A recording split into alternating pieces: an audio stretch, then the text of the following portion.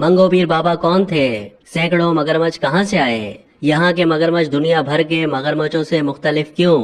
मंगो पीर से जुड़ी मशहूर दास्तानें।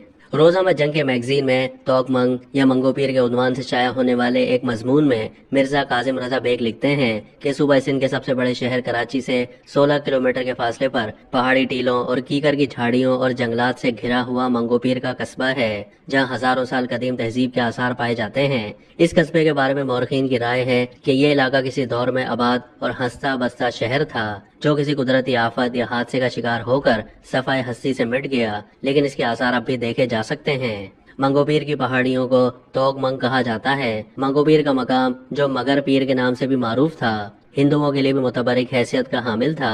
सिंध में इस्लाम फैलने से पहले हिंदू यात्री इस इलाके में अपने मुकद्दस मकामात की जियारत करने के लिए आते थे और वो तालाब में मौजूद मगरमच्छों की पूजा करते थे, खासकर उनके सरदार की, जिसे वो लाला जराज का अवतार समझते थे। आसार कदीमा के माहिरीन मंगो पीर की तहजीब को कांसी के दौर से भी कदीम तहजीब करार देते हैं। मंगो पीर को इसलिए भी खुसूसी अहमियत हासिल है कि सलातीन दहली के अहद के एक बुजुर्ग ख्वाजा हसन सखी सुल्तान अल मारूफ मंगो पीर मदफून है। सिंध के मारूफ मौरख मीर अली शेर के मुताबिक ख्वाजा हसन सखी सुल्तान ने जिस मकाम पर अकामत इख्तियार की और चिल्ला कशी करते रहे, वो जगह उनके नाम से मशहूर हो गई। मकामी लोगों की रिवायत के मुताबिक मंगो पीर बाबा की आमद से पहले यहाँ किसी बुजुर्ग की कब्र थी, जिसकी जियारत के लिए बड़ी तादाद में लोग आया करते थे।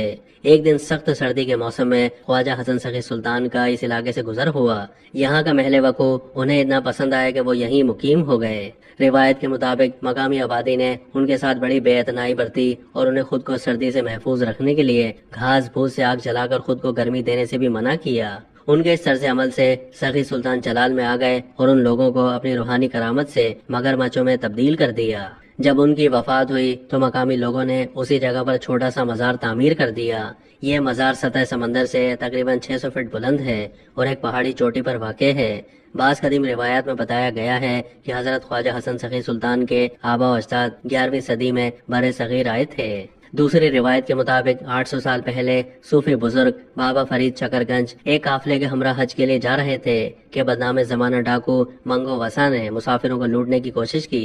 बाबा फरीद से जब उसका सामना हुआ तो उनकी रूहानी शख्सियत का उस पर इतना गहरा असर हुआ कि उसने इस्लाम कबूल कर लिया और जराइम से तौबा कर ली। मंगू वसा ने बाबा फरीद की रहनुमाई में तसव्वुफ की मश्क शुरू कर दी, जिसे बाद में पीर का खिताब दिया गया और वो मंगो पीर कहलाने लगे। उनके मस्कन के नजदीक गंधक वाले गर्म पानी का एक चश्मा जारी हो गया, जहां आज भी ज़ायरीन जिल्द के अमराज के इलाज की उम्मीद में गुस्ल करने जाते हैं और शिफा पाते हैं। हर साल 8 जुल्हिज्जा को हजारों अकीदतमंद सुल्तान सखी मंगो पीर का उर्स मनाते हैं। इसके अलावा सावन के महीने से पहले मेला भी मुनक्किद करते हैं। मंगो पीर बाबा के मजार के अहाते में एक झरना भी मजार की वजह शोहरत और लोगों की दिलचस्पी का बाइस है। कुछ तारीखी हवाले में इस बात के भी इशारे मिलते हैं कि मजार की तारीख 800 साल से भी ज्यादा पुरानी है। सिंध के एक मौरख गुल हसन के मुताबिक हाजी सुल्तान अल मारूफ मंगो पीर बाबा की पैदाइश 1162 ईस्वी जबकि वफात 1252 ईस्वी में हुई थी, लेकिन ये इलाका उससे पहले मौजूद था। एक रिवायत के मुताबिक लाल शहबाज कलंदर रहमतुल्लाह अलैह जब मंगो पीर बाबा के पास आए तो उन्होंने मगरमच्छ पर सवारी की थी।